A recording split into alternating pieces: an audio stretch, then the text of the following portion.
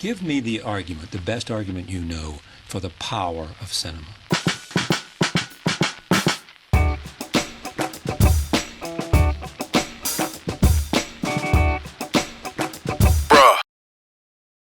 What's up, bro? So, bro, And welcome everybody to the show. This is Peliculas with the Bros. My name is Adrian. my name is Ivan. And welcome. Like I said, this is Peliculas with the Bros, a show where me and my brother Ivan discuss movies. Every week we discuss a new movie. Ivan, what's the movie this week? The Northman. The Northman. But before we get into that, thank you for listening and thank you for watching. This is Peliculas with the Bros. It's a podcast and we're also on YouTube. So check us out on YouTube, Peliculas with the Bros, or just look up Peliculas with the Bros. We should be there if you want to see our beautiful faces. Also, if you like podcasts, you can listen to us on any platform where you get podcasts. Apple Podcasts, Google Podcasts, Amazon Podcasts. I think it's Audible in that case. Spotify, Stitcher, SoundCloud, iHeartRadio, and the like. Deezer just got by like Louis Vuitton or something. Really? Something like that. The world is nuts. Okay. But yeah, let's get ready to talk about this movie. Let's get ready to roll your R's and speak with the Norse accent. Because we are about to go to Valhalla, and meet up with some Valkyries and avenge a father, save a murder, and kill Virginal. Yeah. Is that good? Yeah. Nailed it. The movie is The Northman, Ivan, written by Robert Eggers and Shun, and directed by Robert Eggers himself. The premise of this movie: during the age of the Vikings, a king returns to his homeland where his son eagerly anticipates his arrival. The king's life is not for long, as his brother kills him in an ambush and takes his wife as his. His son flees and vows to avenge his father's death and save his mother.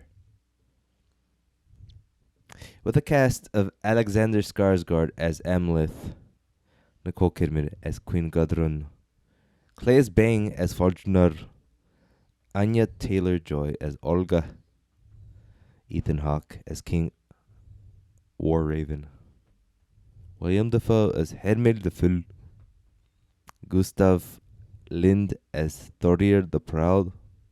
I love my Scottish accent. What the heck? It's really good. Now I'm turning it. Sorry, guys. Elliot Rose as Gunnar. Bjork as the Cirrus. York. I was doing really good there, right? Yep. Thank you. So you can congratulate me. I'm good. Ivan, this movie is The Northman. The primary reason we chose it because it looks good, but it's directed by our boy Robert Eggers. Robbie Eggs. Robbie Eggs? Robbie Eggs. How about Eggies? No. How about Eggman? Omelet Boy? That's too far off. Eggman? Yeah. What's the name of Sonic the Hedgehog? Dr. Eggman. Dr. Eggman. Dr. Eggman. Dr. Eggman. Eggies, he's 38 years old. Born in NYC, raised in New England. What's that? NYC. Oh. Come on. My stomping ground. Our stopping ground. Not really. 3 movies so far, Ivan. Yeah. The Witch. Yeah. Seen it? I've seen all of them. Ooh. The Lighthouse. Yep. This movie, and he's coming out with a new film, I think next year most likely, and I'm pretty sure it's Nosferatu remake. Awesome. You like that? His movies all have a similar vibe, right? You've seen them. Can you give me a pitch? Dark. Uh-huh. Gritty. Uh-huh. Is it really gritty, though? Like, is it Dirty. gritty in the same way as the Batman? Or, yeah, whatever the Batman. No, but it's still gritty. Okay. Just another form of grit.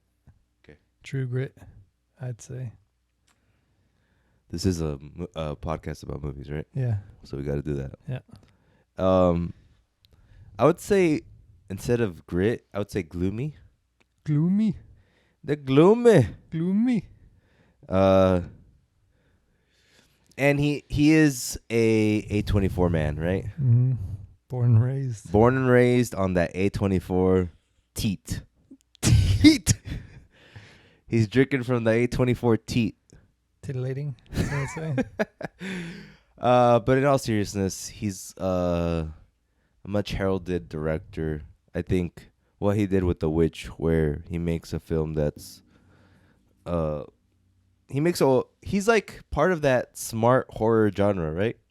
Mm-hmm. With our boy, Jordan Peele. yeah, and also Midsommar, dude. I don't remember. Ayers. Mm.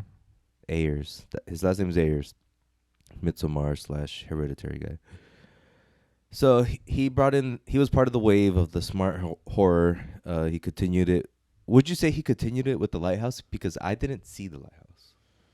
What is The Lighthouse to you? It was more like a psychological, not even horror. I guess there's like horror aspects, but it's just like watching people go crazy, and you're like, all right, crazy. Like, I didn't like it too much, but I saw what it was doing. You respected it? Yeah. Okay. It's not my movie though. Not your type. Yeah. We all know that Everything Everywhere All at Once is your type. Obviously. Yeah. The greatest movie of all time. Yeah. Good. So yeah, his movies are kind of different. They're kind of artsy. They're kind of unique, which is good. And he's making this one, The Northman, and it looks like an epic from the trailer, which is a little different than like we haven't seen an epic in a while. When you think of epics, you probably think of like Spartacus. Right. Dark Knight. Maybe. Dark Knight Rises. It's a historical epic, right? So it's like Yes. Spartacus and I have something here. Ben-Hur. Anyways, you think of that and you think of Robert Eggers, indie director trying to do something different. You're like, okay, this piques my interest because I haven't seen an indie director take on a historical drama. Let's do this. You've seen Mel Gibson. You've seen Ridley Scott do The Gladiator, right? But you haven't seen A24 boy do this. So I'm excited for this. On Peliculas with the Bros, we like to do something where we compare a director to a rap artist. We're gonna run out of directors eventually, don't you think? Yeah. I think that's when the other idea comes better into play, where it's like you compare the movie to a rap album, and you'll never lose there. So when I think of Eggies, I think of like you're saying, gloomy, kind of obviously unique, but not so unique as you would say like you are artsy. You're like too artsy for me. Like I don't even understand what you're saying. I think it's like the good type of artsy where it's not like pretentious about it. Yeah. Like I don't watch his movies and I'm like, this guy thinks he's full of it or whatever. Right. He just likes doing it a little bit, but he's not in his own head. He's not full blown art man. Yeah. He's more like I make movies. They just have a little tinge He's to them. realistic about it. Yeah. So I think of all that, and then I also think about like something like he's serious, right? He's not messing around, and he's gritty, like you're saying, gloomy. He's gloomy. I've actually had a little hard time with this. I'm gonna give you 2 rap artists. First one, Mobb Deep. I don't know. They had a classic album, in my opinion, which I'm blanking on right now, of course. But it had classic songs like "A Knife for a Knife," "Whatever your beef is mine," something like that. Classic New York hip hop grit, and also like I see why this man's like a New England / New Yorker guy. Like that sort of comes through in his movies. Second artist, which I think is a little better, Wiki. Like Wiki's funeral or something? Yeah. I don't know. For those of you who don't know, Ivan here, he's not a real hip hop head. Thank God. He's more of a I'm a realist. he's like a cream of the crop type of guy. Yeah. I only listen to the good ones. He comes in last minute and he's like, "What's the top 3?" Scoops it up. I'll take that. You guys can have the fat. Why not? Why not? That's it. Hey, I'm not arguing against it. It's a good thing. But Why not? Wiki is a hip hop artist who, on the same vibe as Earl Sweatshirt. There's a guy named Blue. There's a rapper named Mike. All of these artists revolve around the New York hemisphere of underground hip hop, current underground hip hop. And I think this is a good artist to compare him to because of the gloominess, of the realistic take, and also still rapping, but they have some kind of indie-ness to them where it's like, I'm not a straight up blockhead. I'm a little smarter than that. Right. So I'm going to give it to Wiki. Sure. Thank you. Ivan, let's take a quick break, and then we're going to talk about some of the things that I want to talk about revolving the Northman. Yeah. The Northman, Ivan, it's a movie that talks about a couple different things, and it deals with a couple different subject matters. But one of the big things that is obvious right from the get-go from the trailer is that it's a Viking movie. Mm-hmm. You and Vikings, Ivan, have a long history. Can you explain it, please, for the people? I met a few. I've killed a few. I've loved a few. Almost gave you a spit take there. You loved a few? Hey, you know I had a relationship with them. I know. For me, I never really too interested in Vikings. Obviously, the Minnesota Vikings have been big in my heart Oh, God. when I was a kid because of Randy Moss. Shout out to good old Randy Moss. Greatest wide receiver of all time. Miss me with your hot takes. And then, obviously, there's Vikings, the show, that I've never watched, but people that don't know anything about TV say it's good. You know? Like, I always give one of my friends, like, have you seen Vikings? Like, no. They're like, it's and good. I'm not going to see it because you told me. You told me. That's what Because you it's said. not on HBO, and I'm an elitist. Yeah. But I always knew they were badasses, right? Yeah. The current culture sees Vikings, and they have seen Vikings probably since like the 1900s as badasses. Rape, murder, pillage, almost like the white Genghis Khan, right? And then as I was watching this film, I realized I always have an interest in like mythology.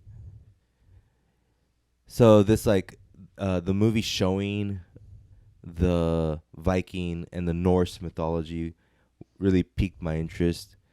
But I've noticed that in all kinds of mythology around the world, whether it's Egyptian, Mexican, like the Aztecs, Roman, Greek, all of these like different types of gods, all of these cool mythologies, I've always been interested in it. Have you ever had an interest in like, oh, I wonder what's the Aztec version of Zeus?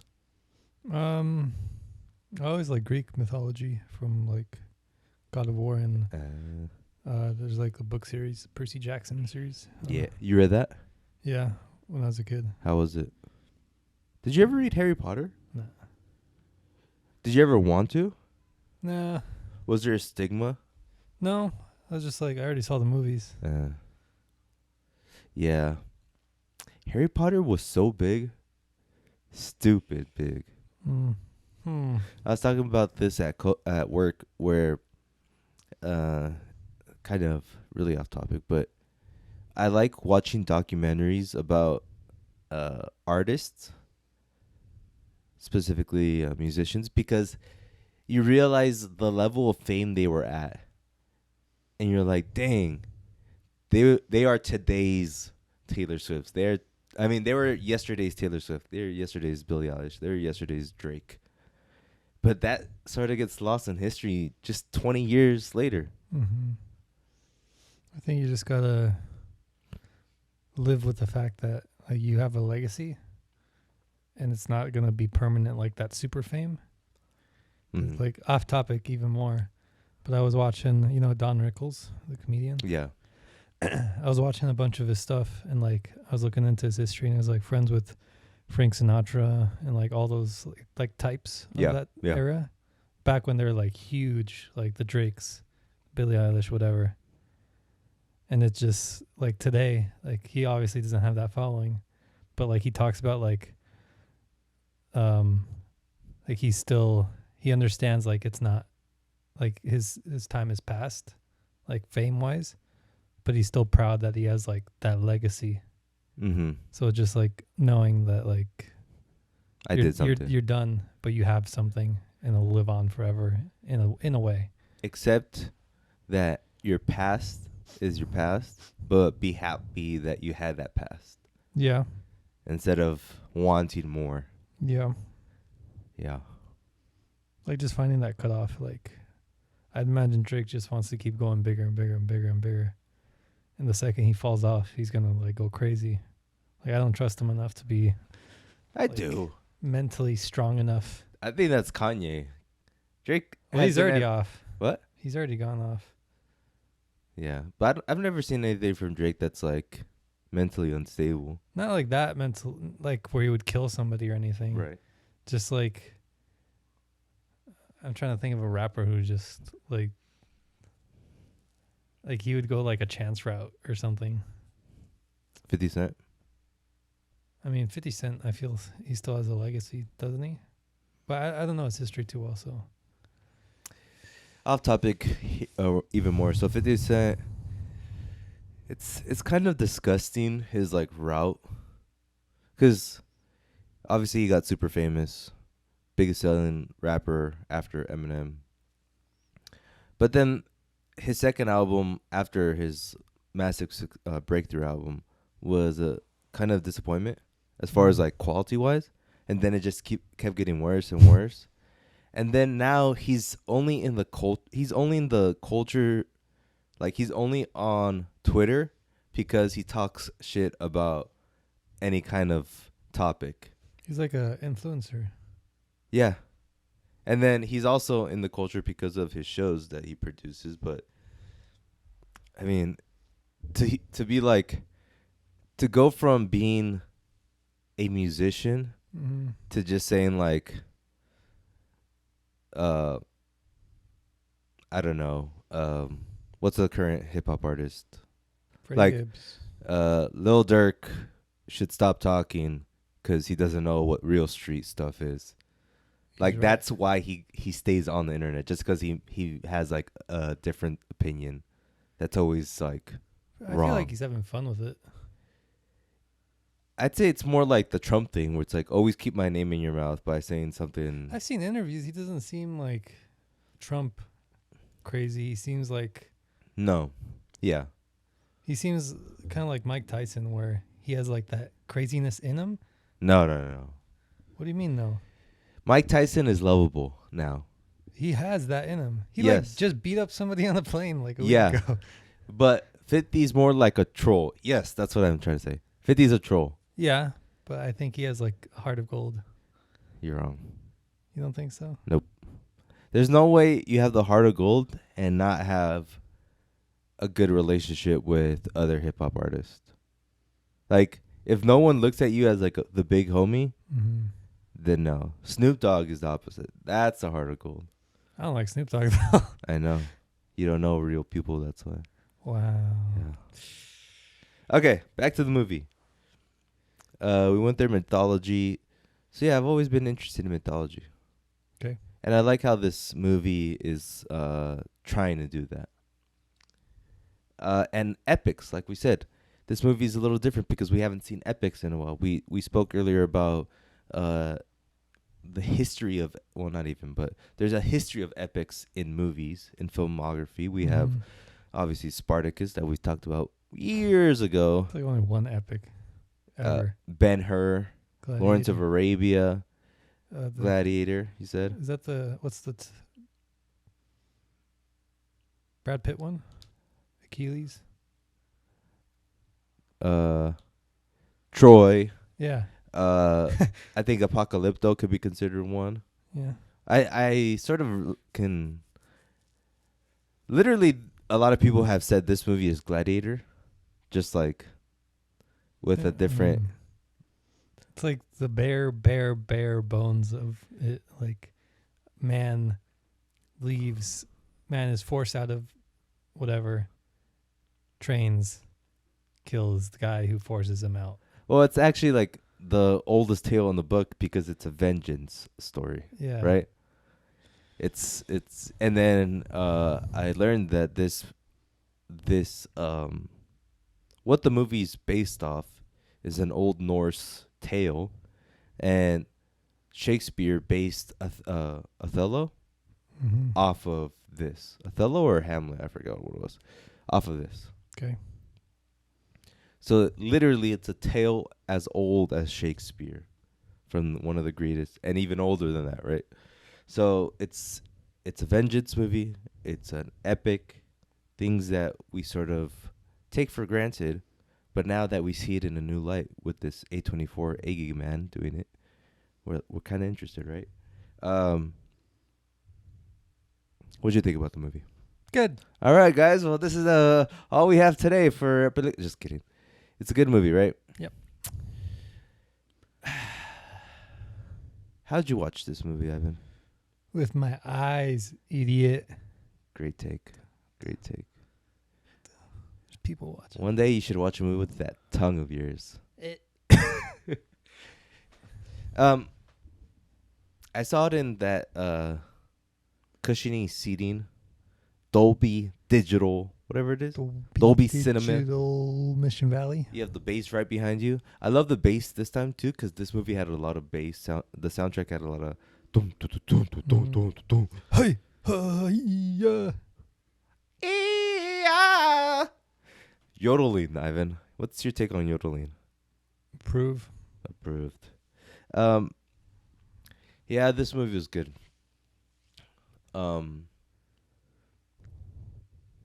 I think Here we go. this movie is good, plain and simple. But There's no but. Huh. The movie's good. Yeah.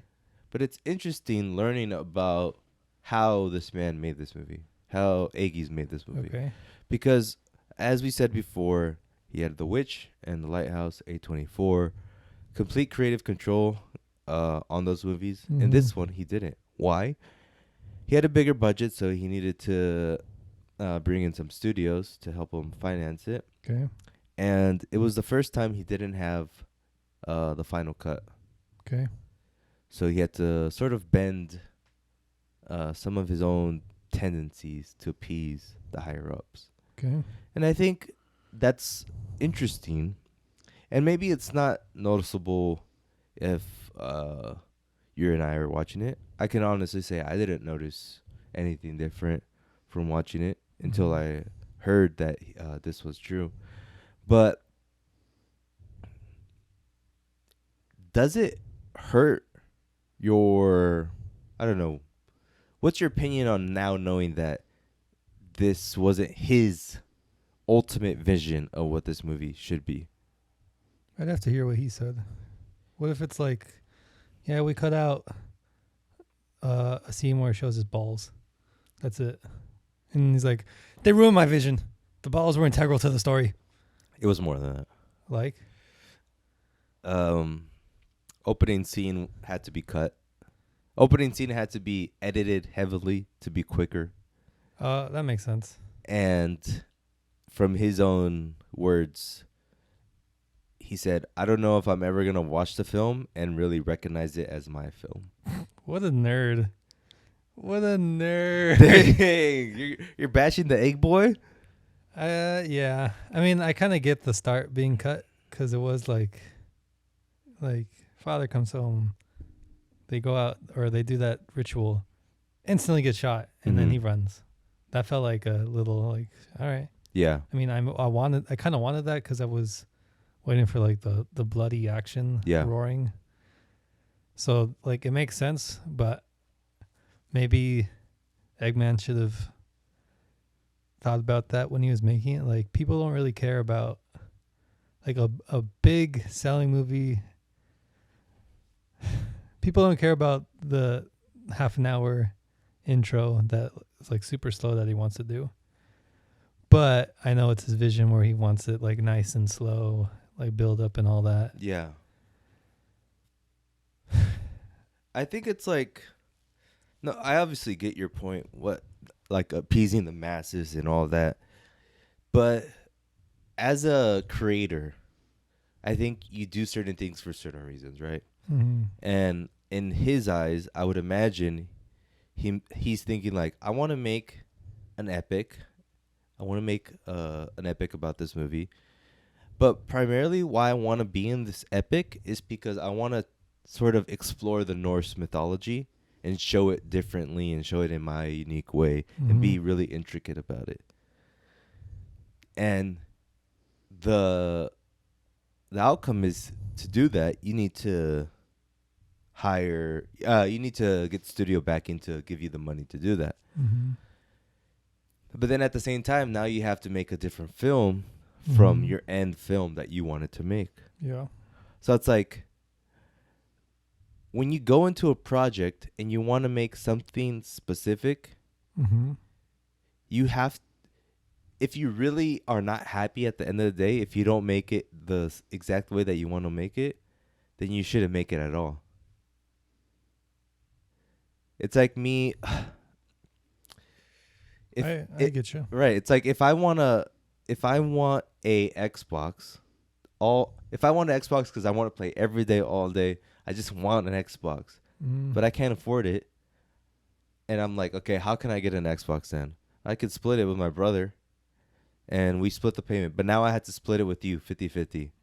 5 days, 3 days is at my house, 4 days is at yours. It's not 50-50. Well, you know what I mean. 3.5. Take All it or right. leave it. Well, you paid a little bit more, so now you take the 3.5. Who? But then ultimately, I'm still not happy because I don't have it. Yeah. You could buy me out. Now I have to buy you out. Who has Double that kind price. of money? And it's like, and I'm definitely putting words in his mouth when I'm saying like, he's not happy with the final result. Maybe he is, or maybe he's happy that he experienced making the film. But it's like, I would think as a creator, and especially a creator like him, where more like an indie artist, you would only take something if you know you can be in control of it. Yeah, it's probably a lesson learned for him. But I mean, I watched the movie and I feel like I got what he meant. Like, I didn't come out of it. It's like, studio ruined the message of this, which is like the biggest fear. Mm-hmm. So I think it's like best case scenario of something like this happening, besides like literally not cutting anything. Yeah, that's true. So I don't know. I wouldn't, if I were him, I would just, if he really, really wants that vision, he should work a little harder until he can afford to like finance things himself. Well, what's interesting to me too is like how lucky / talented you have to be able to make any kind of movie with Final Cut. I'm thinking about like, you either have to do the Jordan Peele thing where you make a movie for super cheap, and then after that you're trusted with like $100 million and you can make whatever you want. Right. Or you can do it more old-fashioned way where it's like I don't know. I don't even think it's possible anymore, but more like Steven Spielberg, where you make just blockbusters and people trust you no matter what because you actually deliver. I think Eggman's a little stuck where he's always going to want to do like indie movies. Like even Nosferatu, like that's not even really recognizable to a modern audience. Mm-hmm. Even if it's like such a iconic, it's like old iconic character, unless I don't know the cast, but I don't think even the cast would make it too crazy, like big. Yeah, even like we've seen attempts at that where like you have an old IP, and then you're like, okay, this IP isn't really in the culture anymore, so let's add like cast members that are at the top. But sometimes that doesn't even help, you know? Like, sort of thinking of King Kong. King Kong was big, but it wasn't huge like you would think it should be. Yeah. And it had a good cast, and it like the IP of all IPs, but it was past its prime. No one's really interested in that anymore. Yeah. See the same thing for Nosferatu, and even when you look at this film's success or lack of success, it's not gonna be. I would find it extremely lucky if this film makes more than like 100 million. Yeah. Because it doesn't hit like that it factor that certain films have to hit to make buttloads of money. Like a good movie, but it's not meant to bust blocks. Not meant to bust. Why is it called the blockbuster? I don't remember. Isn't it because like films are like at theaters, they're blocks, consider like a section. This is the block of movies. This block, but if it's a blockbuster, just like you have to show it all the time, so it's a blockbuster. Makes sense. I think that's what it is. Another interesting thing is that this is kind of like Thor Okay. mythology, and that this is like a more realistic take on a Marvel film. Okay. Or you could like He would probably kill you for saying that. Yeah, Man. he would. The Eggman would kill me.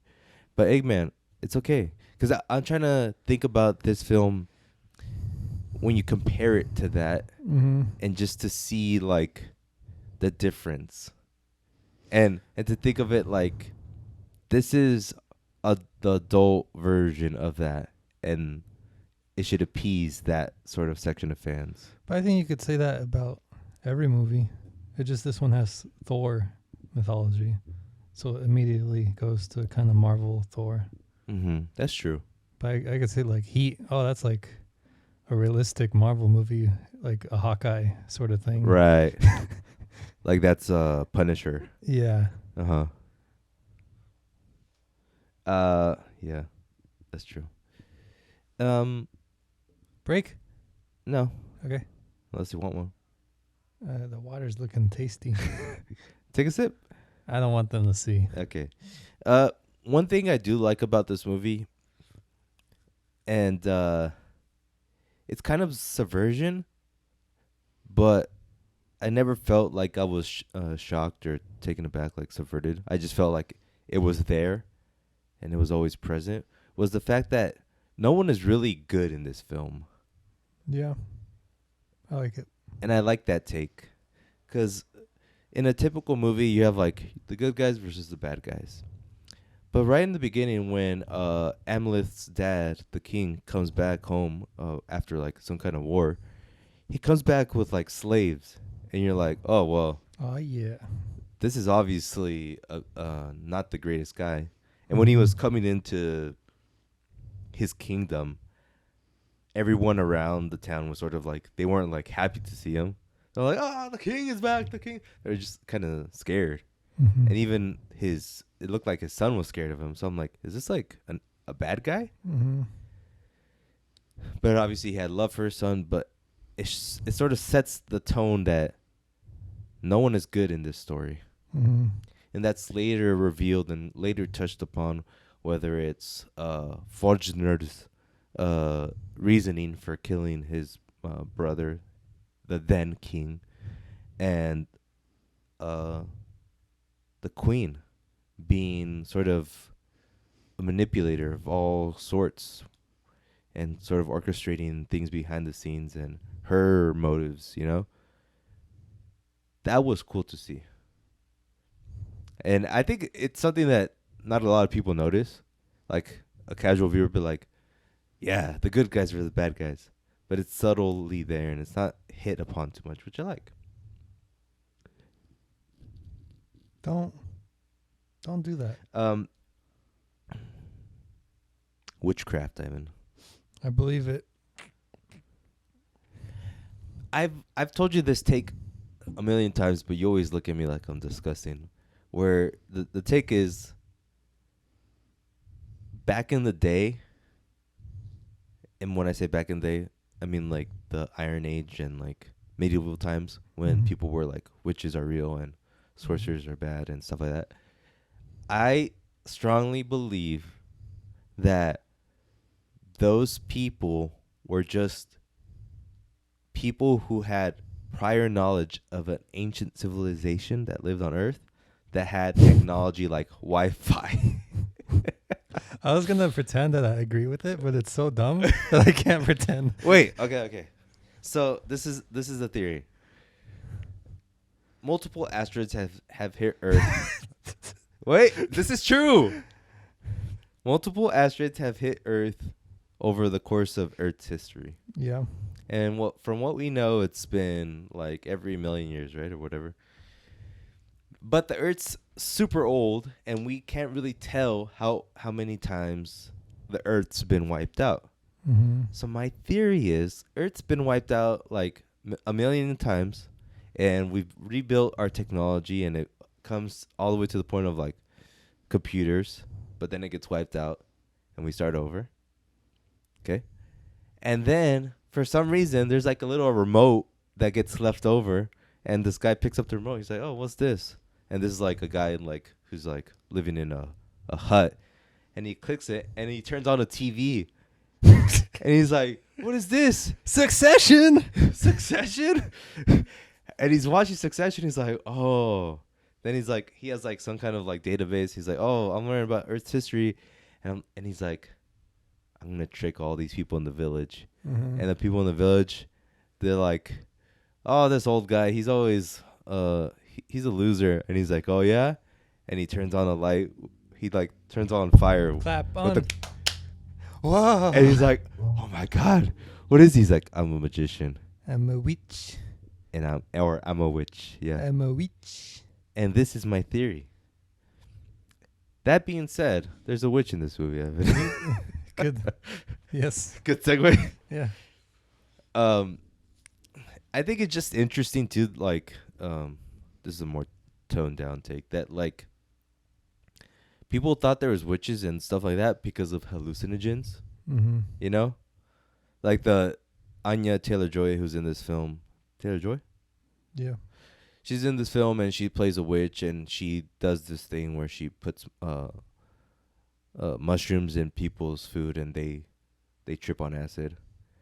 And that's a great way for people to think that there's demons, right? Mm-hmm. And like this whole idea of like how people can take something and sort of expound on it so greatly. It's just crazy, isn't it? Mm-hmm. I don't know. I obviously I'm not conveying my idea articulately, but I do like this idea that like we as humans have slowly realized that like all of these medicinal qualities that can help us through, whether it's marijuana or what's the thing that they're taking now for PTSD? Mushrooms. Mushrooms, whatever. How it's just changed throughout the years. And back then they were like, let's take a mushroom so we can like see God, right? You watch a lot of the Joe Rogan. Yeah, baby. Not anymore, actually. It's something I actually realized that I'm like, damn, I haven't listened to Joe for over like 3 months now. I need my Joe fix. Cup of Joe. Cup of Joe. Disgusting. We used to take mushrooms to visit God, but now we take mushrooms to like concentrate better because we know the actual scientific reason why it does it. Yeah. Versus before, it's like, this is given to us by Odin. Freya. Wait, what? Freya. Who's Freya? A goddess. Scottish accents, right? Is that Scottish? I don't know. Racist. I think the Scottish accent is the only thing I can do well. I don't know about that.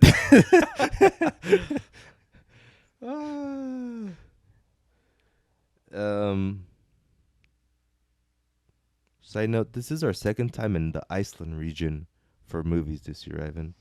We did The Worst Person in the World earlier. That was Iceland? Norway. Like it's Oslo. not really Iceland. I know. Ivan, this movie has a lot of deaths. Yeah. It's brutal. I love it. Where are you with like brutality in media, I guess? I don't think this one's like overly. I mean, it's gory, but it's not like zoomed into his face and he's like.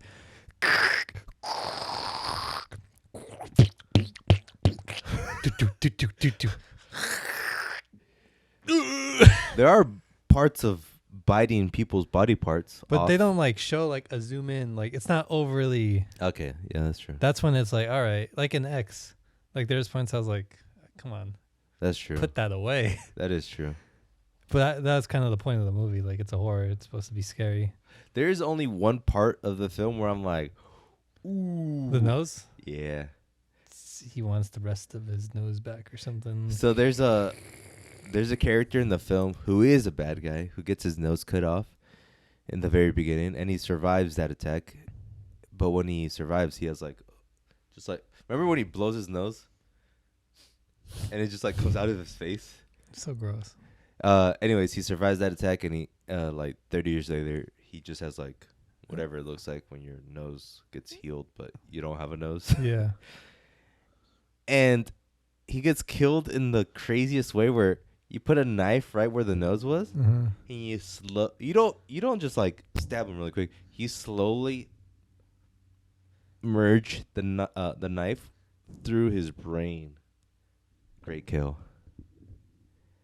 And it's like the God of War kills, right? Like you want to see some God of War kills where it's like, Yeah. sort of what's that, Mortal Kombat, where you just kill people in creative but realistic ways. Love it.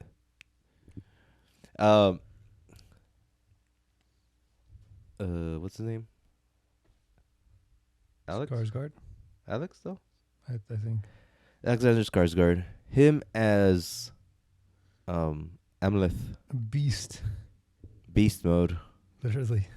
Obviously taking some kind of Come testosterone. on. Why you gotta be a nerd about it? Come on, man. You gotta be a nerd? Yeah. For real? Yeah. Embarrass me? Sorry. Freaking nerd. You know what is crazy? That how long in society we would look at someone that's buff and like, I can get there as long as I work hard, do 100 push-ups a day, and eat chicken and rice, baby. I love how now if you're yoked, it's like, yeah, most 95% you're doing some kind of drug. I don't mind. Oh, I don't mind, no. I want everyone on it. I don't mind, but when The Rock says I'm natural, that pisses me off. I think it's just his definition of natural is different. No. What do you think he's purpose like, ooh, I'm gonna lie to everyone. I hate everyone. No, but he's purposely lying. Well, it's a lie, but I think in his mind he thinks it's the truth. So, okay, if you're injecting yourself with anabolic steroids. Is he? Yeah. Have you seen him? But isn't there like a million other supplements that aren't like just straight up? Nothing that can make your body look like that. Are you sure? 100%. Okay. There's nothing you can take orally that will give you muscles. What about like a rub, like a an ointment, perhaps? No, man, no. It'll like rub your skin off if you do that. That's the thing. Like The Rock, I love The Rock, but now I used to love The Rock, but now I don't like him because, he's just like turning into this like Image. Yeah. Die a hero or live long enough to become a villain. And I know he's a good guy, but he's just like banging it over the head like, here, guy, here's my F-150. And the guy is obviously an actor. Yeah. The guy that he gives the F-150 to. Oh, I didn't know that. Because he starts like, oh, he starts crying like, oh my God. And then he's like, yeah, I'm an aspiring. He goes on like, I'm an aspiring actor. I'm like, well. What if it's true? It is true. He's an aspiring actor. What if he was that happy? No. You're one of those. You That's still don't me. believe the Will Smith thing. They don't even know. They probably. Oh, yeah, that happened. We didn't even talk about it. Thank God. Because this is in New York. I'm the only one that saw it live, baby. That doesn't matter. Yeah. I saw it on the screen. How is live different? Because when you watch it live, you take it for what it is. But when someone replays it to you, you obviously have a, like this subconscious where it's like, this means something. But you're already in the mindset where like a lot of things are fake. So you're watching it and you already made that judgment where it's fake. And then now all the news comes out where it's real. And you're like, no, I already made up my mind earlier. Like it's hard to get out of that mindset. To be fair, I did change my mind that it's fake. Are you serious? Yeah. But That's now worse than not changing your mind. but this is even worse now because like I changed my mind because I stopped thinking about it critically. Mm-hmm. And I'm like, well, a lot of people are saying that Chris Rock, like a lot of comedians are like backing up Chris Rock. And that made me stop thinking about it critically. I'm like, okay, maybe it wasn't fake. But if I really sit down right now and think about it, I'm going to say it is fake. So I'm not going to do that. But how? How do you agree with yourself and disagree with yourself? It's called bipolar. Yeah. I don't know, man. I just think it's really weird that a man would let him slap him like that and not dodge it. And He didn't expect it. He's a comedian. Isn't it crazy that his show was like Everybody Hates Chris and he was bullied Yeah. and then he gets slapped on national TV? Yeah. Poor guy. He's going to make a lot of money after this. His shows are going to sell out. As long as he can be He's good. Smart. Yeah. I think Will Smith might die. I don't think want he'll it. I socially- don't want it, obviously, but I think he'll like socially die. I heard he's in India trying to heal. That's the first step in socially dying. He's gonna if he comes back like J. Cole, I'm gonna quit. J. Cole? J. Cole. Like he meditates now and he's like, you gotta open your mind. J. Cole didn't do that. Well, he didn't go to India, but he has that mindset. Like he meditates 30 hours a day, and he's like super spiritually woke. But now that's like all his personality. So it's like back to square one. I want him to come back Okay. and to be like, Fresh Prince 2. no, I want him to be just like not happy. Like I want him to be an asshole for once. I could see him like coming if he heals, he would come back like without his Will Smith charm and be like, you know what? I realized I was faking my happiness. My marriage is a sham. I'm finding happiness now, but this whole time was an act, like all that stuff. Yes. And I'm breaking up with Jada. Please do, Jesus Christ. What a horror. That's toxicity. Ivan, let's get back to the movie because you're sort of pushing the needle over here. It's my fault, I guess. It's okay. Skarsgård, he's good in this film. He's kind of unrelatable. He's just like, I will kill you. I mean, But it is what his task is to do. yeah. That's what I think. It's like this movie's more like Eggers wanted to be. He took this film knowing he had to make this gladiator movie, but what he was interested in was like all of the cool mythology, and I'm fine with that. I'm just saying like he could have done a more indie take on this kind of character, but he chose like the money to finance it, and he still takes the indie route in a way. Is this because he's not relatable? I think he's just not because he's not relatable. I think he's just one note. Wrong. That was kind of a wimpy. Wrong. Yeah. Wrong. Yeah, there you go. I think like face value, he is unrelatable because it's so far away from our social customs and norms. Mm-hmm. But I think like the bones of like a parallel between his journey of like becoming a man. Like We didn't see that, though. Hold on. The ritual. Wrong! The ritual. Oh, that felt good. I know where you do that. The ritual when he like is barking with his And dad. farting? Yeah. That's like the ritual of like graduating from like college. Mm-hmm. Or like getting- Quinceañera. something like that. Like it's all the same sort of you're a man now, you're a woman now.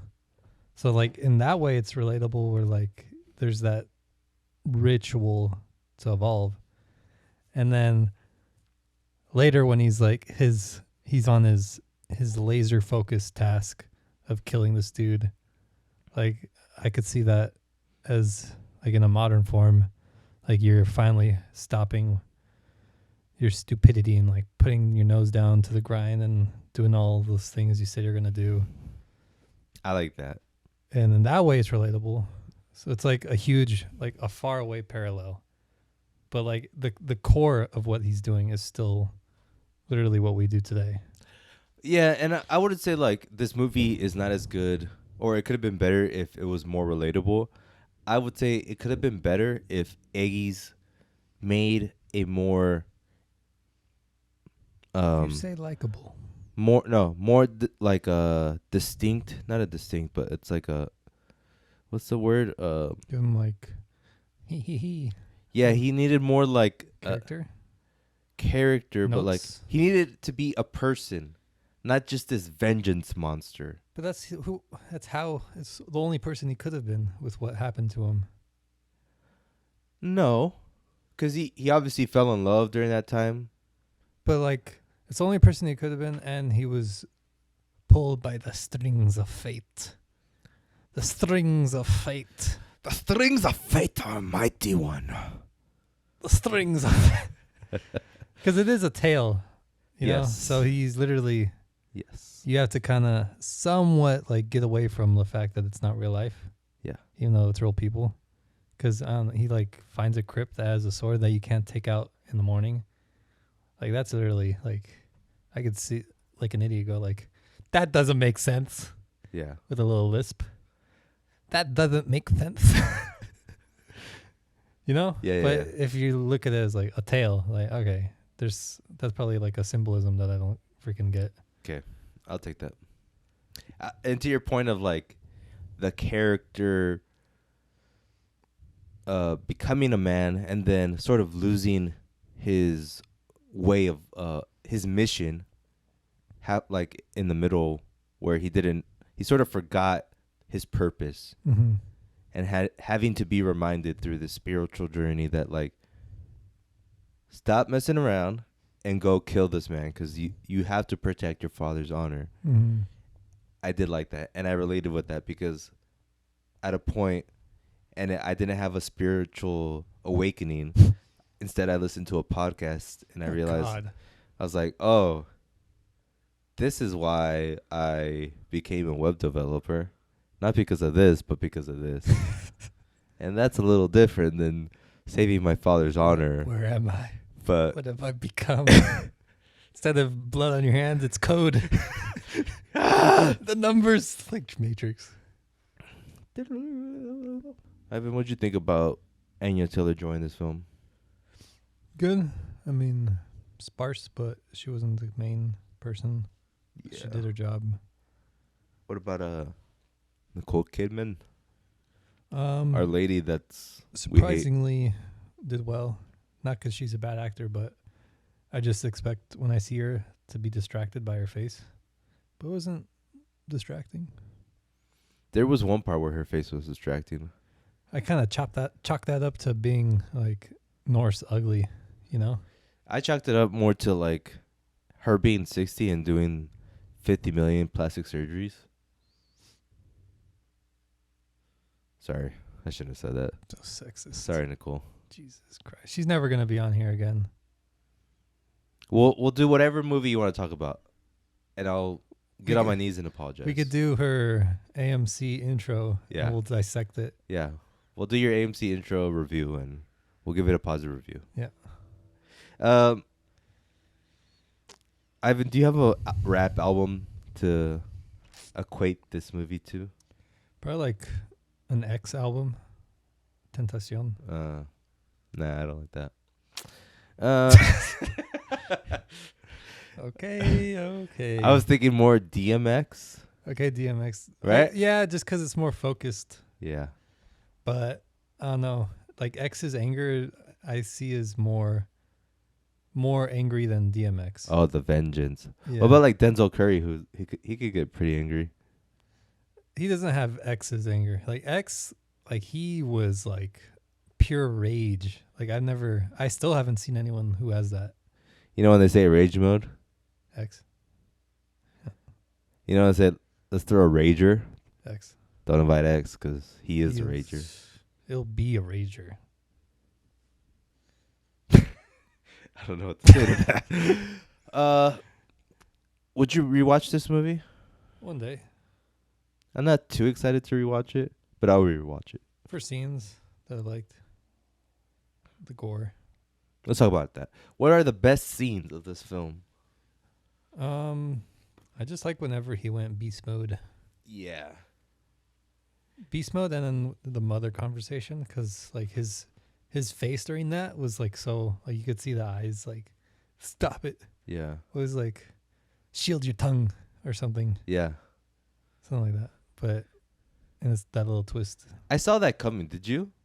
No. Because I was wondering, like, she not because she was with him and like not really sad whenever you saw her with the uncle, but more so like just a feeling that all this time and to like save your mother and then just for her to be like, okay, let's go. Like I felt something coming that we didn't expect. I felt that we're like there's gonna be something more to this, but I didn't know it was the mom. And I was kind of confused, like her. Was she like seducing him because like she'll just do whatever to survive? I think it was just like straight up. She's like Anya, like a witch in her own way. Because Anya said like your strength can break their bones, my strength can break their minds. And I think she was just like manipulating him in a way so he would like I don't know leave, or something. Yes, in the beginning, I think someone said like. Never tried to never tried to I try to do a Scottish accent. Sounds like the girl from Black Widow. Russian? Yeah. Shout out to her. Never try to understand women because like they know men better than anyone. Yeah. And I'm like, when he said that, I'm like, Anya Taylor-Joy's gonna kill this dude. I thought she was gonna have something like sinister to her. But I think she didn't, obviously, or by then she didn't have anything. But I think her thing was just more, she just found like the right guy sort of thing. The only girl. That was it. The only girl in the whole 1500s that could find the right guy. So yeah, I do like the beast modes. I like so there's this Viking idea. There's this thing with Vikings where they have these soldiers called berserkers, and that's where the word berserk comes from, where berserkers. I am a berserker. Berserker. Where they literally pretend to just like hallucinate, and some say it's because of taking alcohol. Others say like they did take drugs to go into the state of adrenaline, essentially becoming zombies and killing everything in sight. And I do love when they do that to that town, even though they killed like 100 little kids, which is sad. Great. I love where I was going. I was like, okay, that's another thing. It's not black or white. It's everyone's bad in this film. Yeah. So that was a good scene. I like the tree of life concept. I like whenever they show that it's like, oh, Yeah, what we're talking about is like the tree of life concept is A family tree. a family tree that Amleth sees when he hallucinates or when he's like, It's like visions. yeah, it's a vision he has, and he sees himself at the top, and eventually he sees his two children at the top. Mm-hmm. I like that, and obviously, well, I wouldn't say the end I like too much, like in the lava pit. I would just want it longer, just because it felt like this is it. But realistically, they would have died 2 seconds in that fight from like the heat. Yeah. But it was cool seeing like just pure beastly men. in, Yeah. like, a lake of fire, just. Yeah. But I do like the concept of like that they thought the people of the island thought there was a demon hunting them, Mm-hmm.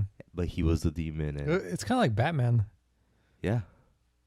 Funny. The Northman, the Batman. Come on. Eggies, we know your next film. Oh my God. Let's rate this movie, Evan. Give it a 4.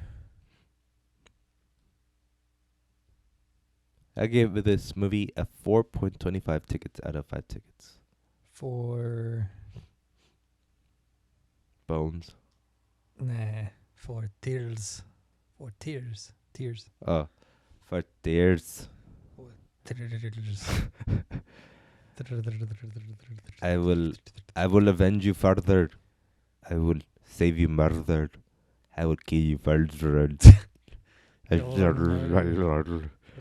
So many R's. I love the yodeling in this film. I'm like, I want to yodel. Did you see the mountain in? Yes. Shut up. Okay. You like that? Ivan, it's time. Thank you for listening to that part of the podcast. But it's time for a section we like to call Things and such. Elon bought Twitter. Funny. I don't care. I mean, I care, but it's like, what's gonna happen? Like, is he just gonna kill everyone? That's like anytime he acts, that's what it feels like everyone thinks he's gonna do. Like, oh, he's gonna murder the kids with the new Twitter buyout. Like, he just wants to say whatever he wants without whatever his face, Jack, looking down his throat. Well, it's actually a little different because Jack is out of Twitter. Mm-hmm. And he's out of Twitter because of the idea of like he didn't like where it was going. Mm-hmm. And I think what he didn't like was like censorship part of it. Okay. And now Jack and Elon are buddies, and Elon's so rich where he's like, well, I'll just buy it. Mm-hmm. And Jack's like, hell yeah, let's do it. Sure.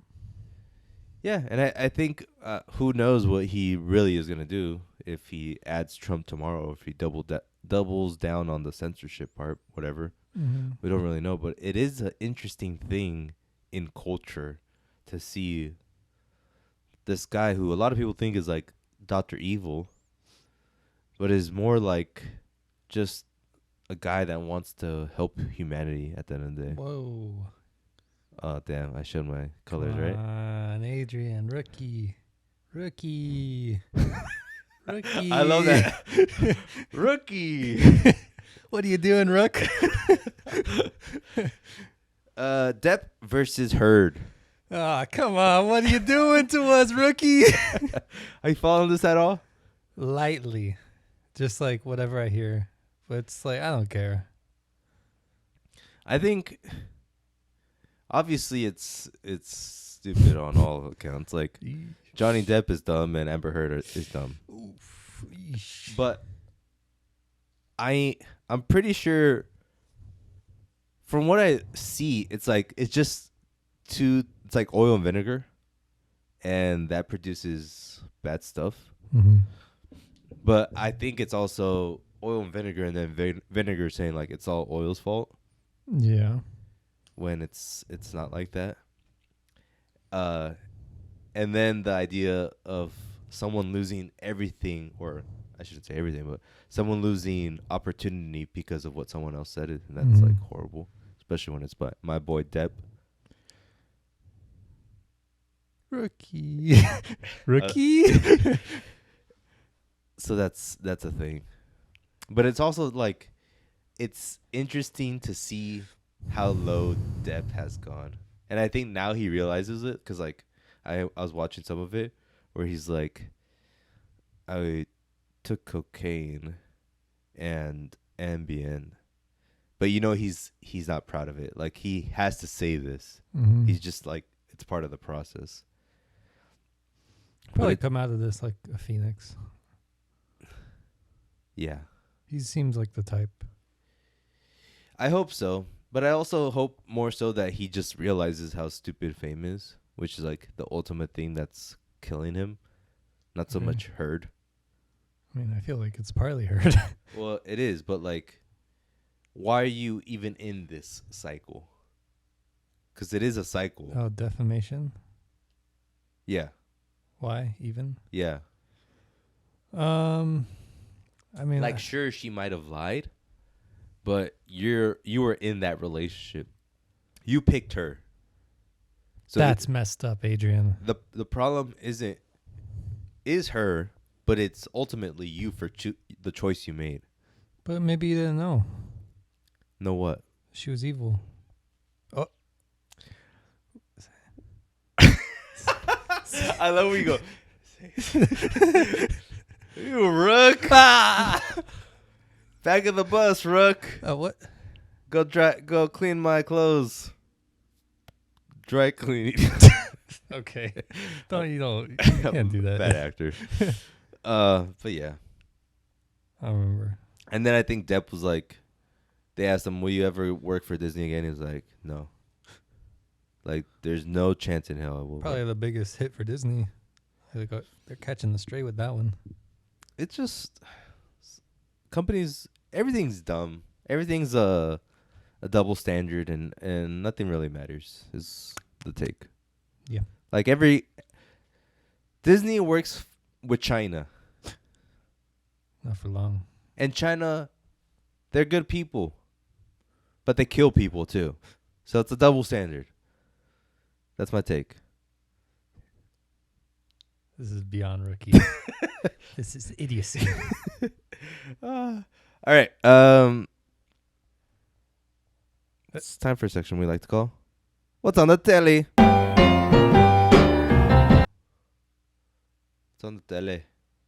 That's the way to say it. Anything you're watching? Showtime.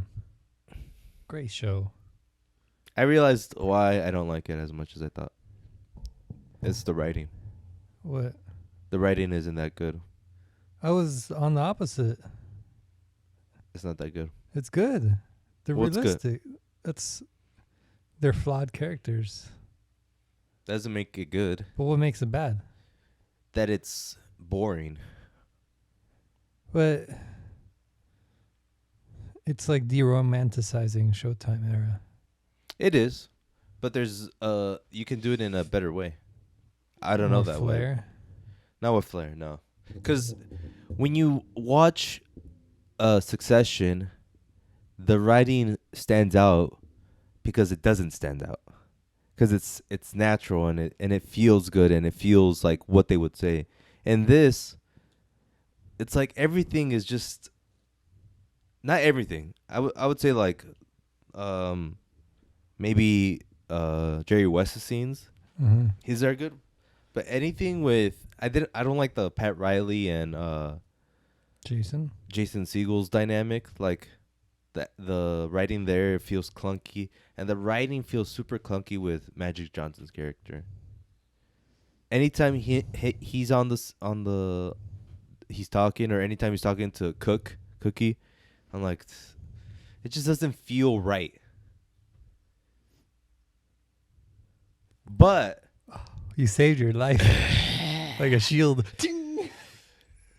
The stylization of the show, Yeah, and what the show's about, I like overall, and I think that's what's saving the show. And also, our boy Jerry Buss. Oh yeah. I don't remember his name. Come on, I don't know. we can't do them. Will Ferrell and Step Brothers. Shake and bake. Steve Carell. Ivan. You don't know it either. Hey Siri. John C. Reilly. John C. Reilly. Never mind. John C. Reilly saving. Relax, Siri. Relax. John C. Reilly's saving the show. Yeah, I think it could be better. That's all I'm saying. I think it's like perfect as is. So Succession. No, that's you can't compare that. Yes, you can. I In just said. Succession, like they focus on being natural, like that's their thing. Yeah. But I think sometimes they want to have that little zinger. Not in Succession. That is too, like, that's a good point. Like, in Succession, they focus on being a more naturalistic take on how they talk and how they act. And this one, it goes from, like, it goes from breaking the fourth wall, trying to be funny, to having heartfelt moments between him and his mom, who's going through cancer, which can work, but it doesn't work ultimately for me. It just doesn't hit home. But what's hitting? Like it makes you cry? Makes you laugh? I don't feel anything for Magic Johnson's character. I don't feel anything for the relationship between him and his mom. Well, I don't feel that either, but I watched it because I'm like, dang, these people they have a lot of flaws. They're messed up. True. Like, I mean, the end monologue with what's his face in Magic when he's like, happiness is a distraction. And Magic is like, I want to win. Yeah. And it kind of just puts into context his whole character of like how he's always happy and like kind of he's faking it. Yeah. In a way. Yep. He's Will Smith. Whew. I don't know. I just think they're all messed up. Yes, definitely. Yeah. 12 episodes or 10? There's 8. This one was the 8th episode. I don't know. I'm interested also to see where it goes because in the first episode it started with him with AIDS, which is like 10 years later. So what do you think? Which? In the first episode, they start with like him at the doctor's, and he's like, "Yeah, you have AIDS." In this show? Yeah. He has AIDS already? No. That's what I'm saying. In the first episode, they start at 1990. How do you know? Because I watched it and I know how his timeline goes. But the first episode of what? Season 2? No. Of Winning Time. Yes. There's only one season. Yes. In the first episode of the first season of Winning Time, They say he has AIDS? they start with a section that's set in 1990, and he's at the doctor's office, and they're like, "You have AIDS." I don't remember that. And then it's flashback, and they start at 1979. Okay. So my question, my question to you is, where do you think they'll go? Do they at the last episode? Do you think they'll flash forward? Do you think that they're trying I to set don't care. up? Wow, I'm here for it. that's the smartest, most intellectual thing you've said today. Okay, that's enough. Have you watched Moon Knight Nah, at all? Not interested. I am, but I'm the same way as you. I watched 3 episodes, but I'm not like. maybe when Doctor Strange comes out, I'll watch it. Like I'll watch it all eventually, just whenever I want. It's weird, huh? Like we have it right there and we don't watch it, and it's Isaac-y. I know I'm reaching. Husky eyes.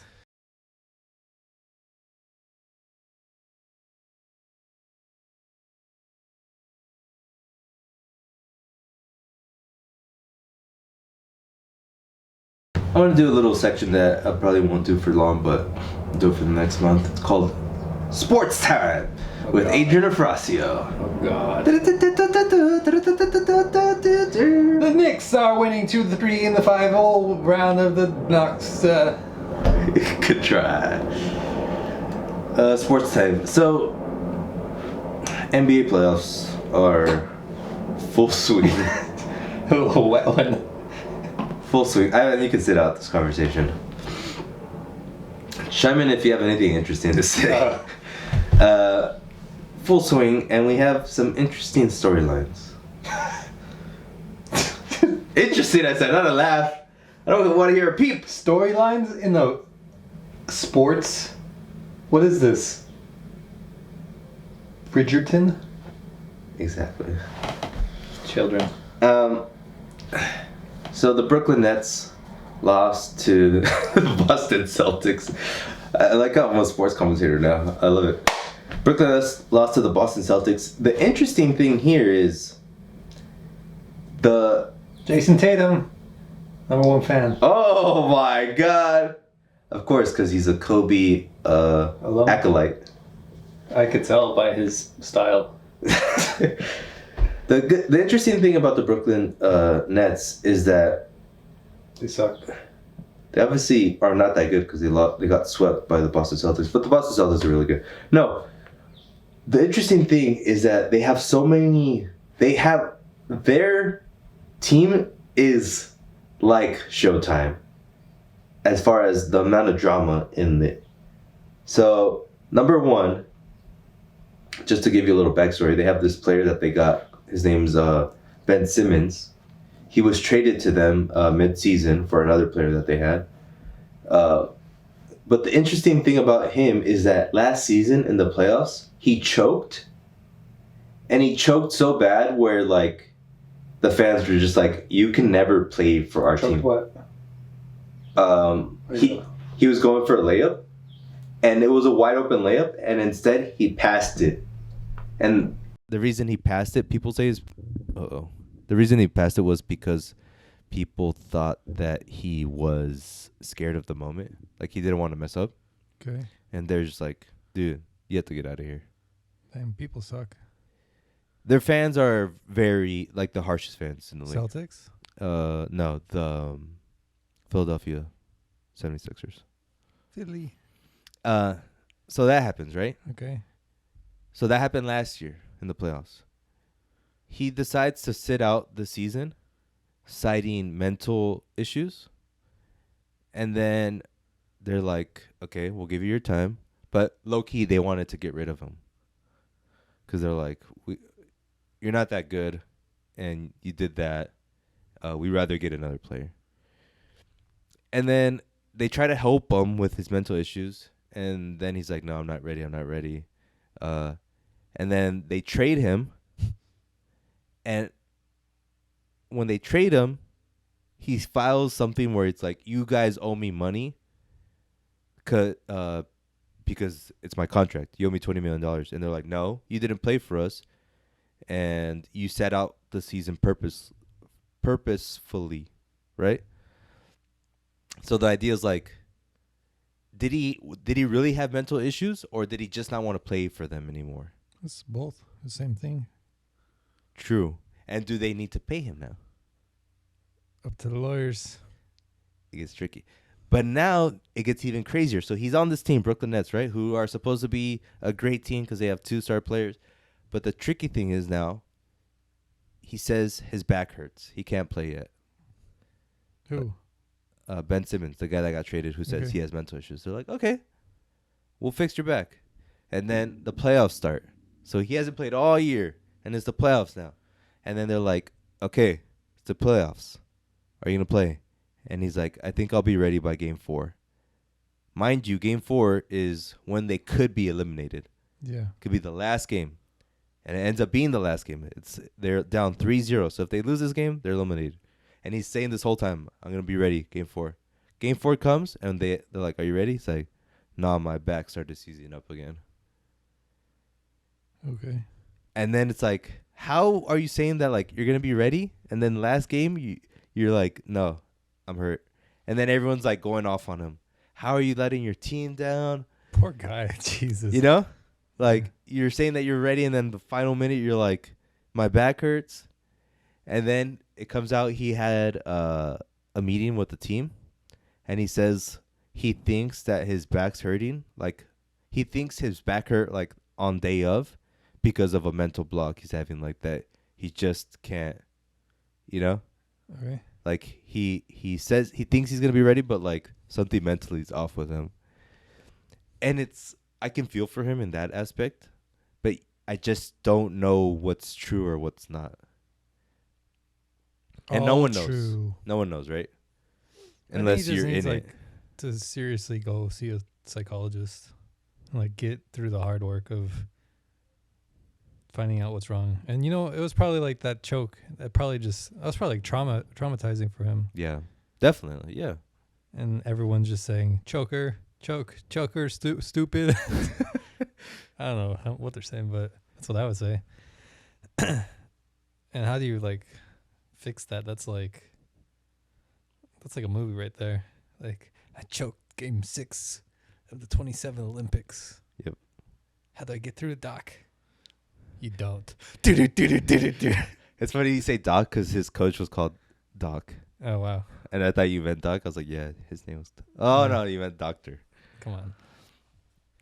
And that's just one interesting thing. The second interesting thing is that their other player, Kyrie Irving, he sat out most of the season because he didn't want to get vaccinated. And he plays in New York, and they needed him to be vaccinated to play in the stadium. And then the whole time people are like, how are you letting down your team? He's like, no, I believe I have my own right, and I don't believe someone should tell me to do something to go to work. Basketball kind of sucks right now. Like, I don't watch anything. But come on, This yoker. listen to me. Okay. I think there's like a lack of passion for like just straight up playing that I don't think, Like how you say it when it's I never watch you it. haven't watched one game, but honestly, you're right. if I get it right, that's you know something's wrong. So this is the thing. Corporate. What? Corporate. Too Nope. corporatized. Nope. LeBron James, it's his fault. Nope. It actually is his fault. Nope. I'll explain why after, but go ahead. It's it's the current generation. They are the current generation. Who? The basketball players. Yeah. Yeah. Let me talk. Oh. The current generation has an issue. The issue is there's too much. Of Everything. okay. One All thing at that once. what? All at once. You like that? Yeah. One thing that older basketball players are saying is that like when we were growing up, all we had was basketball, and all we really cared about was basketball. And now the interesting thing is like there's more skillful players in the NBA than ever, but they're all dumber than they ever been. Yeah. And the reasoning is because like they're focusing on the wrong things. Like they're focusing on the skills, but they don't actually know like IQ. yeah, they don't have the IQ as much as they used to have it. And one of the reasons is because there's so much things to do. Like They don't have that focus. Like they're thinking like, I got to do that shoe deal. I got to shoot a thing for Nike. and I want to go home God. and play Twitch for my audience. And there's basketball I know. players that like do that. Yeah. I don't think it's bad to have that, but I think they got to focus at the moment. Like, I'm basketball right now. I'm Twitch right now. I'm TikTok right now. Not like playing basketball. Ooh, that TikTok was funny. You know? Yeah. That's the issue, like Yeah. the core. So there's that. And then there's also like the mental awareness, which is actually good, but it's affecting basketball in the sense that like people are aware now that maybe basketball isn't what life is about. And you can sort of expand that a little further and say, maybe my profession isn't what my life's about. Then don't play. And that's what's happening. That's what I'm saying. Like people are focused less on like working now and more about like being happy or trying to seek happiness but than ever before. I know, but like, I'd imagine I could have a lot of like the scene from Showtime when he describes it as jazz. Like, how can that not be just fun the entire time if you're just having like a good team, like jazz throwing the ball? Like, I'm sure there's the competitive pressure and all that, but like being happy is finding that jazz in whatever you're doing. I don't think they have the jazz in basketball, like in their head. They're just saying like, clock in, this is my job, you know? Yeah. I think it's a little different. I think it's actually more so that anything you do to be good at or to even like be mediocre, you have to put a lot of effort into it. Yeah. And most of that effort is not fun Right. in anything. But they're already at the professional level. Yes, they are. But like it's almost like you get to a point and you think like once you get to that point you'll be happy. But everyone's realizing now that they're not happy and they're blaming it on like, oh, maybe it's because The contract's too low. This is wrong. No, maybe I put too much focus on my job making me happy. I see. I have a rebuttal. Rebuttal you shall. Rebut I shall then. I think this is like a hot take, not really. I think literally in any job you can find passion, like in your discussion. Yeah. in your way. Yeah. Like I'm a waiter. Spoilers to the Ivan lore followers. I don't like spoilers. I'd rather say like, sorry to let you guys down. Sorry to let my I fan thought base this down. guy was a filmmaker at least. Sorry to let my film base down, but I clearly told this on the side. You're like, oh god, I'm watching this guy's opinion. This whole time, they thought you were a filmmaker. They thought you were a scholar of some He's a sort. waiter. He's no better than SpongeBob. You should find a fancy way of like saying you're a waiter. Like, you know, how, like there's like a I'm a server. there's like a I'm a food concierge. yeah. I mean, I say that I say waiter because I don't care about how little or how big the job is. You know, like I'm not a food concierge. I'm not a stupid waiter. It's like it's just a waiter. It's what I literally am. Yeah. Like I'm not. I'm just saying, like, you should find to make it funny. I'm a food concierge. Just cut it. Cut it. Okay, I'll do it.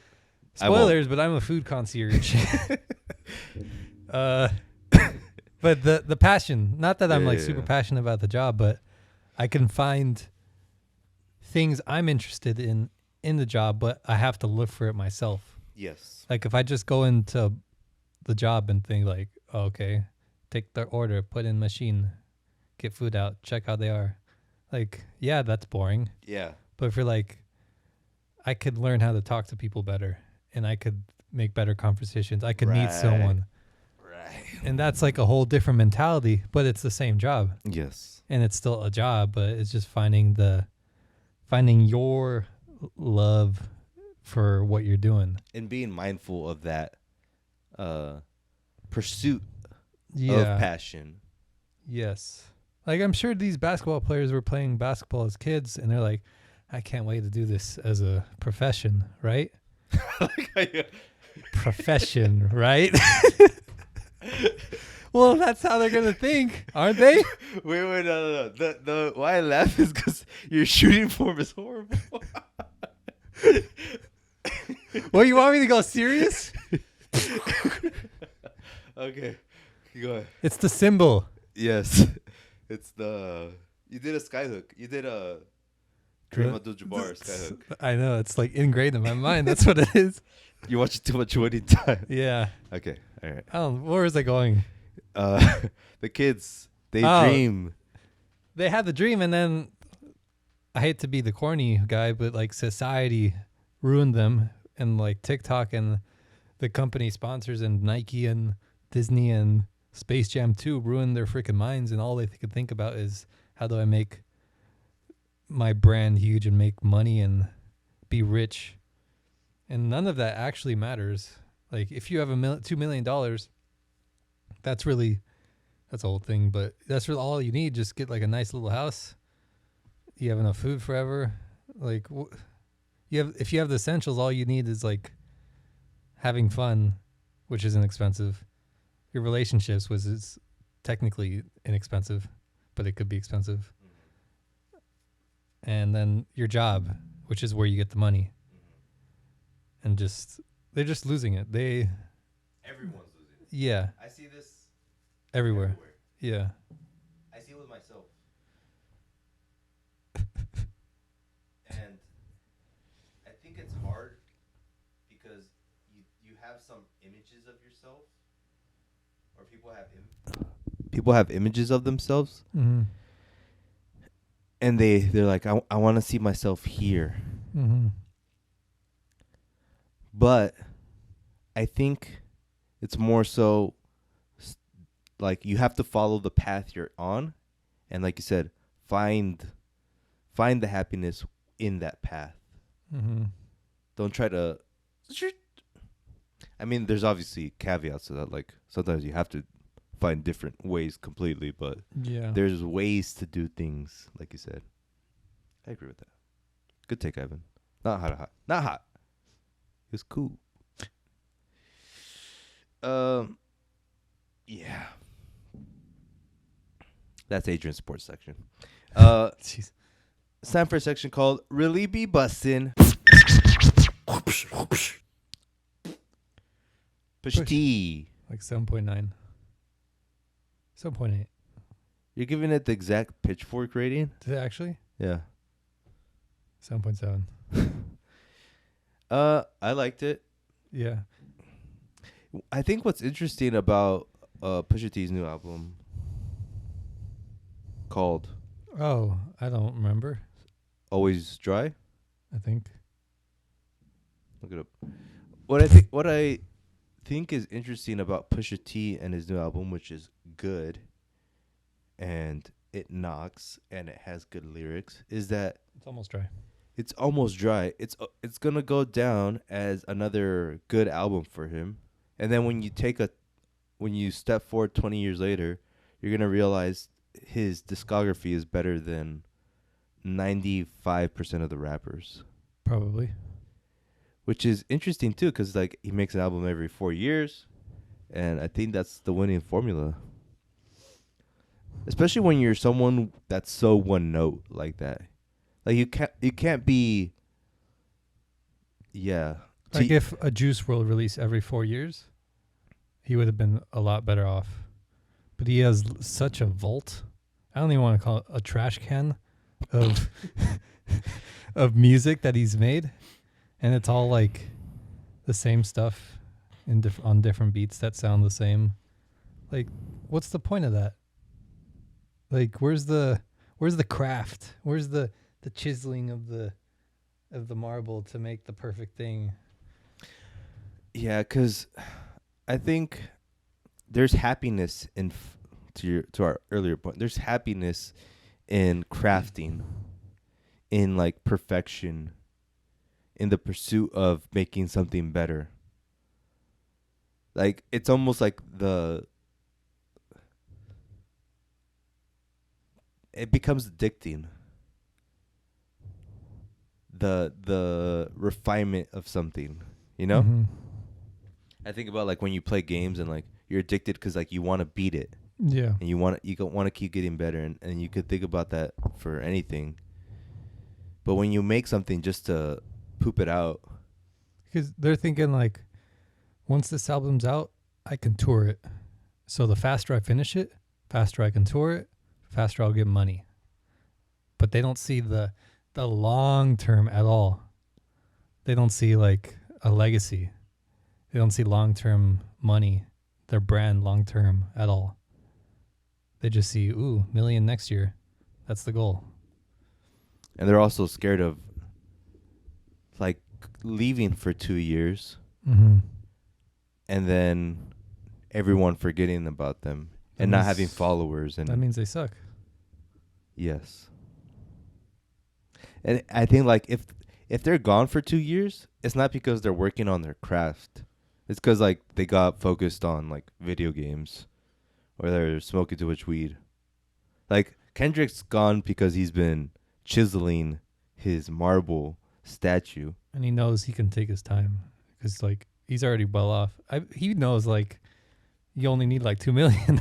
Yes. And he's just doing whatever. Yep. And like he has a legacy because he doesn't care about his legacy. But he's like good at what he does. So like no matter what, his legacy is gonna be good. Mm-hmm. Agreed. So Pusha T, it's almost dry. It's good. It's good. It's good. Any like Good. anything like whoa? Like a couple beats were like, yeah. One was like, ooh, yeah. I don't really like the singing on it. I don't like the Skylar Grey Eminem type of song. Yeah. Who does that? On his album? Yeah, who's the singer? I don't remember. But he has some song that was like Yeah, I generally don't like when they do like a classic rap and R&B song. keep it separate but equal.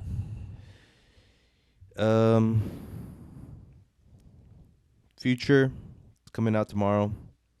Album called I Never Liked You Tonight, no? tonight. Track list looks like the usual suspects. It is a little honed in, I think, as far as like who he selected. I always have room for Future. Like, he's never steered me wrong. He's like the best case scenario of like the Juice WRLD type. Yeah. Like, if he released every month, I'd hate him. But he does it sparingly enough with like some features around. And he's good at what he does. And he does a little bit of the craft, like just enough. Yeah. And that's like, that's all I'm asking for. Has a tear. A single tear comes down. Yeah, he that's a great way to put it. He's like the best version of all the rappers we hate. Yeah. But we like him. We like him. We like him. We like him. I mean, he's probably my most listened to artist of all time he's up there for me. because of the knocks. His Quality. beats knocks. Mm-hmm. And he has great melodies too.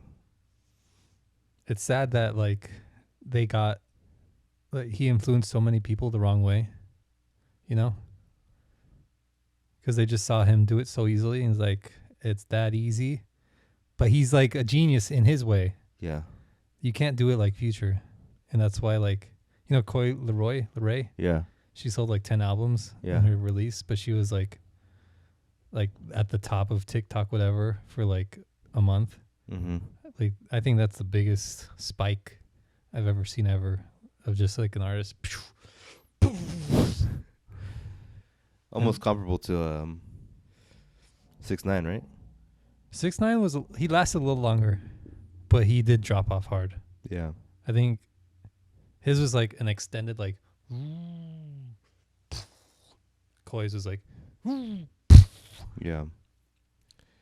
I heard this take that like Future killed R&B because once he merged R&B melodies into rap, Mm-hmm. R&B couldn't survive anymore Mm-hmm. because like rap took that over. So now rap is rap and R&B can never just be like Neo anymore. Like no one wants to listen to a Neo song or a Mario song. I think that genre is dead, but like what about a Giveon? That's true. He's not huge. Well, he's kind of huge, but he's not huge. Right. And he's still young, so he can still falter. Yeah. But I think there's room for that, but I don't think like a Neo who's like, I can't even. I have like a picture of how his song goes in my head, Right. and I've heard like a million of those songs. Yeah. So I think that genre of R&B is definitely out. Yeah. That's almost like soul music now. It's like so beyond its prime. Mm-hmm. It's just like whoever makes it is making like a throwback. Yeah. Like Party Next Door is what Neo is, Mm-hmm. but he just like meld into a rap R&B guy. Like what happened to Chris Brown? I saw like Justin Bieber posted. I don't know if it's real or not.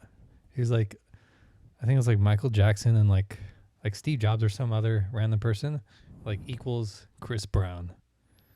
Something like, or no, Eminem and Michael Jackson. The core is that they're two like super, super important. Yeah.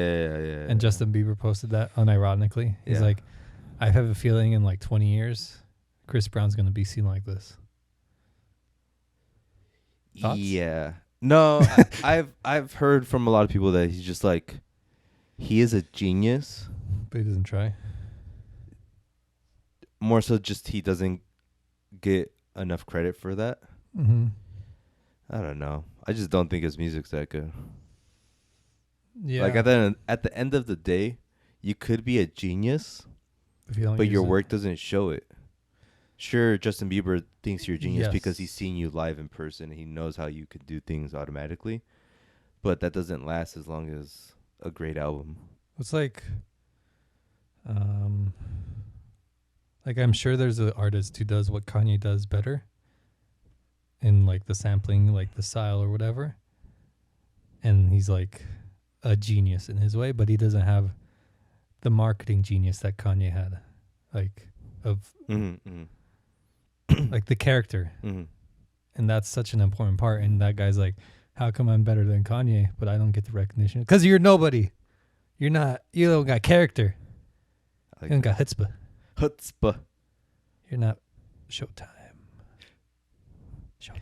It's like a basketball player who's only good at the gym, but he can't perform in front of the crowd. Mm-hmm. And it's also like how you're pointing out, a rapper who can like rap his ass off, Mm-hmm. but he Like can't make a hit.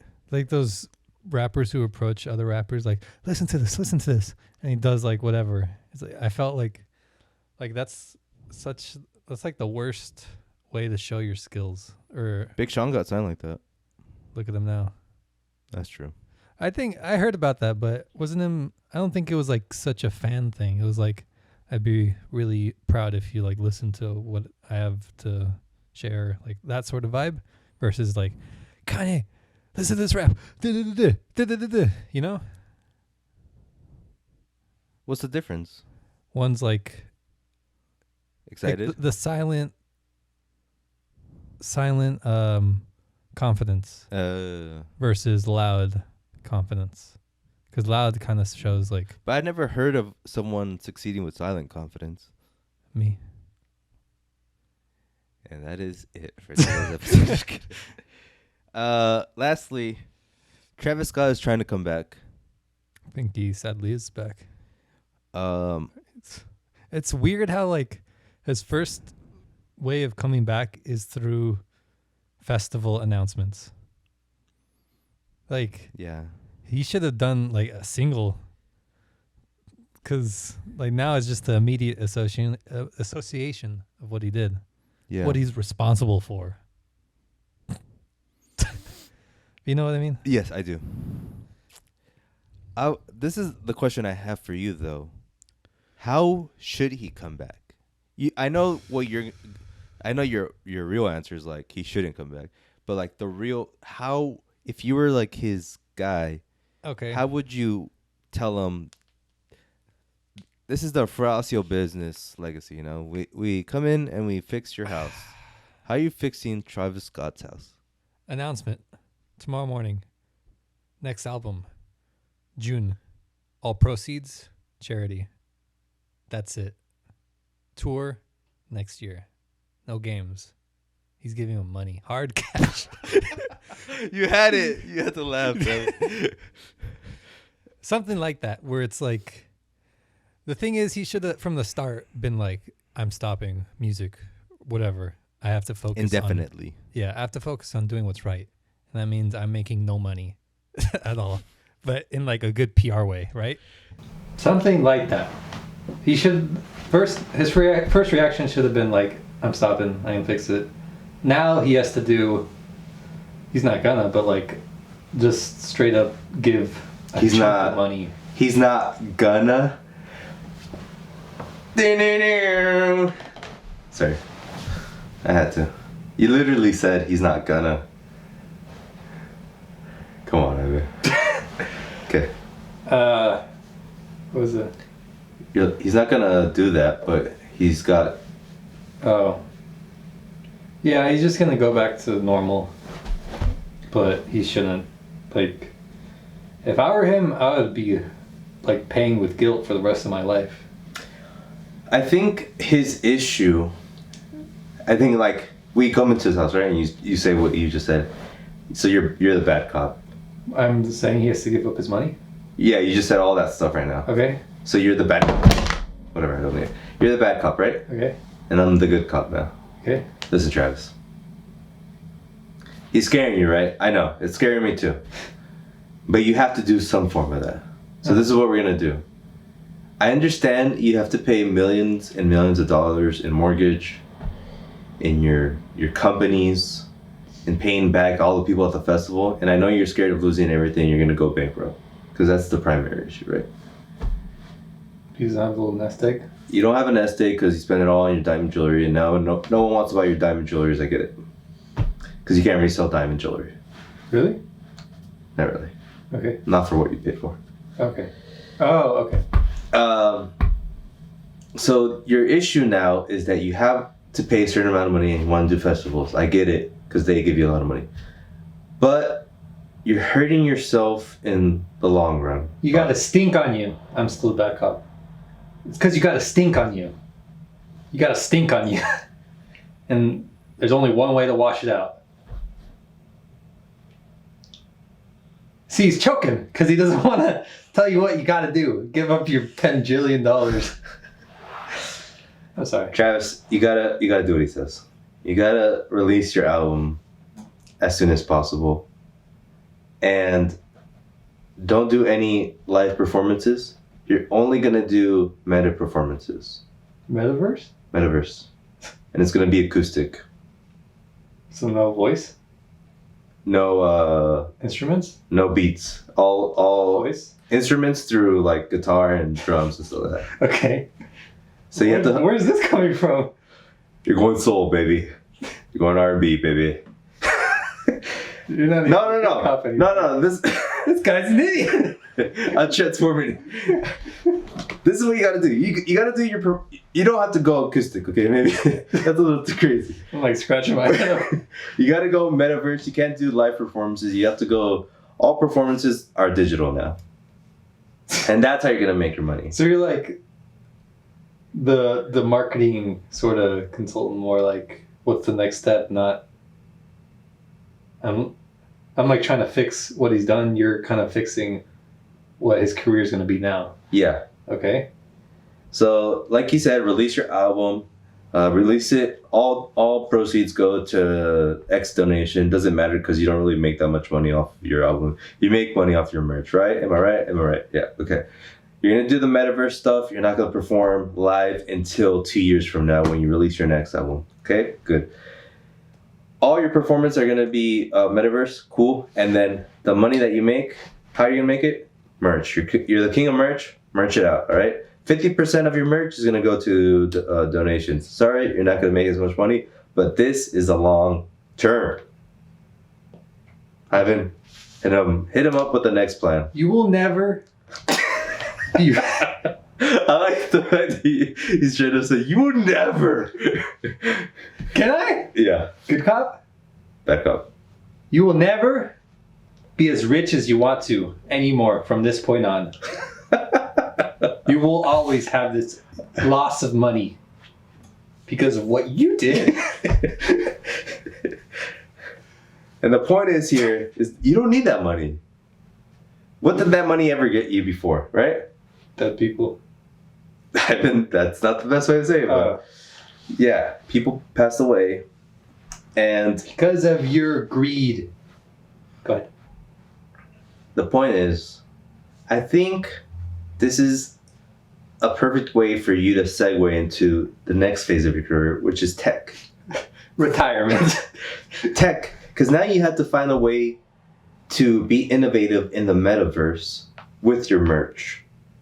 And we know that NFTs are going crazy right now. So you need to be innovative now. And now that you are subtracting yourself away from live performances, you have to find a way to be innovative in that landscape. And this could be the blueprint for your success and also for your success going forward.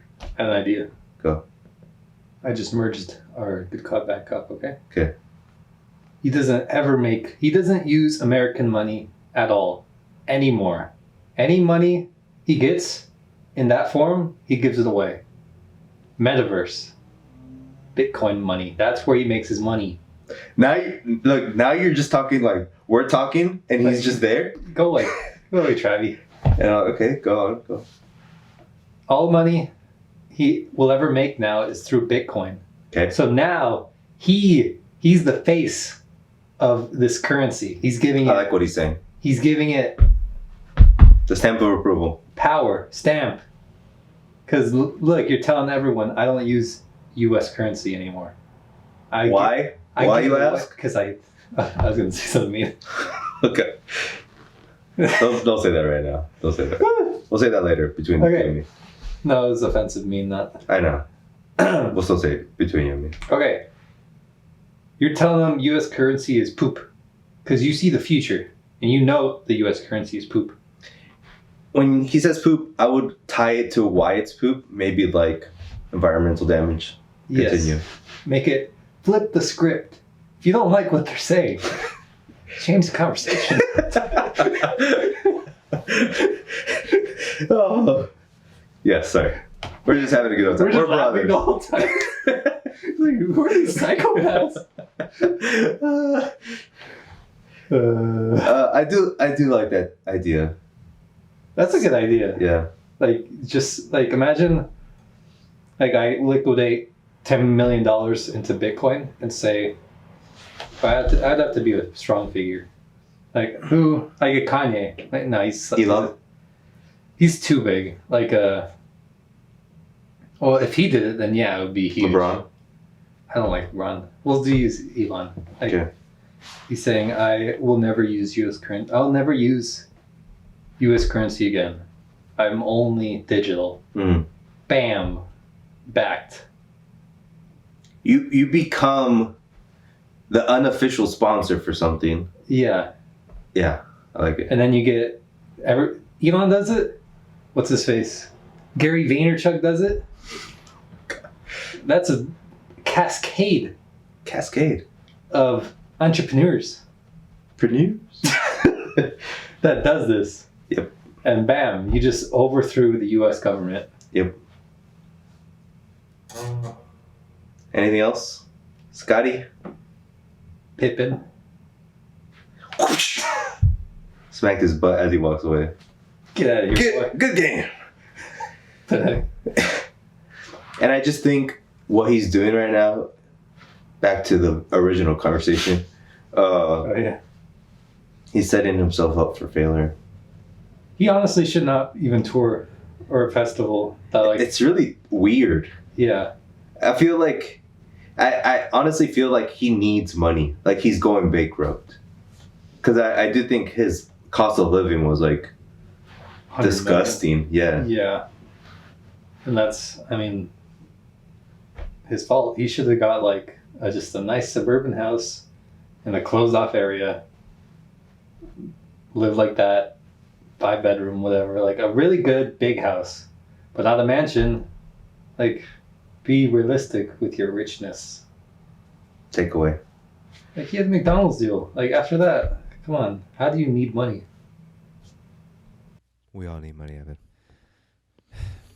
And that's a good place to end it, right? Yeah. This was Peliculas with the Bros. We had a lot of hot takes. Shout out to all our hot takers. Travis Scott, Pusha T, Bitcoin, Showtime. Elon. I love them. We'll be back next week with a new episode. Ivan, what movie are we doing? I think there's a big one coming out. Some movies are coming out. We'll see. We'll see. Surprise. Until then, please hit subscribe, like, review, subscribe, podcast, YouTube. We're everywhere. Peliculas with the Bros. Peace out. Bye.